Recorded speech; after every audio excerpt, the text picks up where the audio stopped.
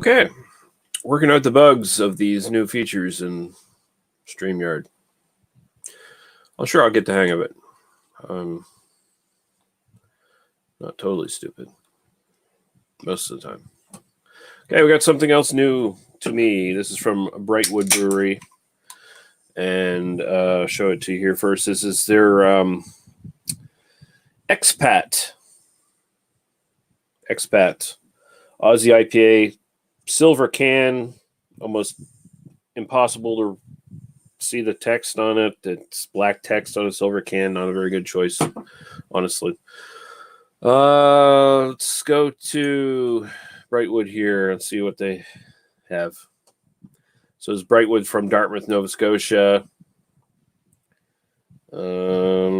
Stock list, is that where their beer? No, tap room is probably where we want to go. No, but check out our beers. Okay, that would be helpful if that was something you could do right from the start page. Okay, so I've had some of their stuff before. I've had their Big Lift. I've had their Make Me Blush. I think I've reviewed both of these on the channel. I think I've done some of the stuff from their sampler pack. Haven't had Buns Spiel Dry Hop Pilsner, but I want to try it. I've had some of this stuff. California. Oh, they do a California Common Lager. That's interesting. They do porter, another Pils, Dry Hop Pilsner. Ooh. Siege Store, German Marzen Lager. Mojito Crushable, Kombucha Sour. No, thank you. Big Mac, Hazy IPA. Christmas on Portland Street. So they don't list this one here on the website. They might not have updated their website in a while. Or maybe stock list. Is this another? Okay, yeah, that's their beer list there. But they don't list this one from what I see. And I wasn't sharing the screen, was I? Yeah, I fucked that up too. Sorry. Anyway, it's fine. There's nothing on the website. I was just looking at it. It was about as exciting as me reading it to you would have been looking at it. So there we go. So yeah, see if I can read the actual text on this fucking thing. This is really annoying shit. This fucking black text on silver, super shiny silver can. Not a good idea. Expat Aussie IPA brewed to showcase a brand new Australian hop, Eclipse. Formerly experimental hop, HPA 016. This hop is exploding with sweet mandarin and zesty citrus peel flavors. That sounds good. Toss a couple in your isky, mate. Okay. We're at 6% alcohol by volume. So let's see. And we got the comments on here. Ashley Sexton in the chat saying, laughing his ass off, Rhino would love that can. Yeah.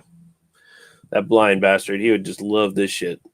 But, okay, so that pretty much just looks like the Alexander Keys session IPA I was doing earlier. It's a little bit murkier, a little bit more on the orange side than yellow, but pretty much the same idea. All unfiltered as hell.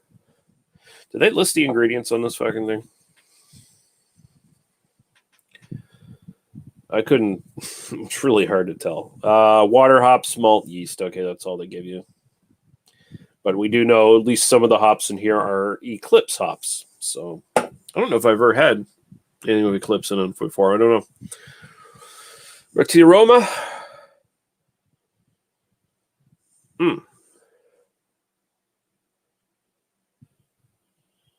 Now, when an IPA gets juicy and citrusy and stuff, this is the kind of shit I want to smell. Very good. Very, very good kind of mandarin-esque aroma here. It's on the citrus side that I like. It's a little bit perfumey, a little bit sort of fresh, perfumey, citrusy. Good. A little bit of caramel in the background there. A little bit of the malt coming up. Smells pretty good. So we're going to go right to the taste. And Ashley says he's never had Eclipse hops either. Yeah. So cheers, guys.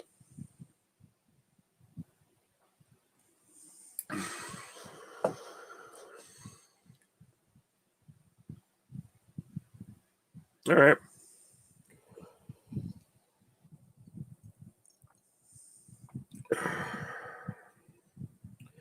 This is how,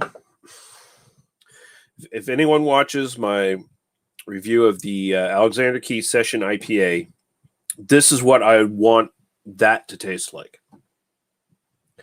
That one was all bitterness, no flavor.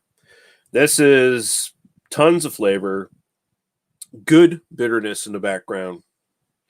And it's on the sort of juicy IPA side of things that I really like. That sort of mandarin, citrus, orange, tangerine side of things. A lot of that character here. Feels like there's a little bit of grapefruit in it as well, kind of mixing in the background, upping the bitterness, upping the little bit of sour bitter component to it. Good, solid bitterness in the background. It's not super dry. It's not threatening to become like powdery or chalky or anything like the Alexander Keith one was. The body is a little bit heavier than the Alexander Keith Session IPA, but it's not like thick or medium bodied or anything like that. It's still, upper light bodied, but much more, just works much more better. Balance much more of the flavor, much more of the bitterness for a really nice mouthfeel. We got Paul in the chat here saying, cheers, brother. Cheers to you as well, sir.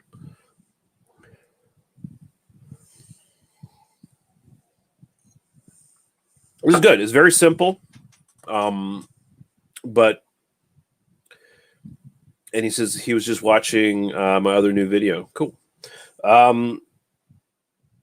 Yeah, it's very simple, very straightforward, but beers don't have to be complicated. And he says the Session IPA sounded a bit off balance for sure. Yeah, it was. It was just almost all bitterness, no flavor. And it was a weird way to go with that sort of thing as far as I'm concerned. But here, really well balanced. Just a solid IPA with flavors I like. It's not mind-blowing. It's not going to blow you away or anything like that, I don't think. But could probably use a bit more malt character in here. Like,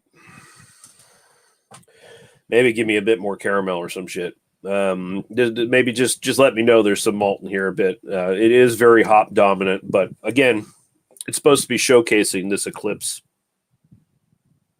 hop. So I guess I can't fault them too much on that. Ratings, style. This is as solid and good of sort of standard IPAs you're going to get, as well as a really good showcase for a hop.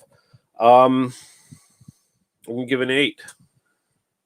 It's not mind-blowing. It's not, earth-shattering. It's not going to twist your nuts into a silly string, and I don't even know what the fuck I'm saying. I was trying to come up with some sort of description there, but I totally fucked that up. But no, 8 for style. And my overall preference for this, I'm going to go 8 as well. This is really good. I'll probably end up buying this again when I want IPAs. People who watch my show for years know I'm not the biggest IPA drinker. I do a lot of them on the show just because people like hearing about IPAs. People like IPAs, and there's a shit ton of them in the market. I mean, they're unavoidable pretty much. But, like this and the Annapolis Brewing's Ceasefire IPA, which is much more on the malty side. I think this and that, this will join that in sort of my rotation of the usual IPAs I tend to buy. It's that good. So there we go. 8s across the board for the Brightwood Expat Aussie IPA showcasing Eclipse hops. I like them. I like it. I definitely like it better than fucking Galaxy hops and some of those other fucking super fruity, juicy ones that go on the more pineapple, mango bullshit side of things. So, yeah, good stuff. So thanks to people who are watching and people who watch later.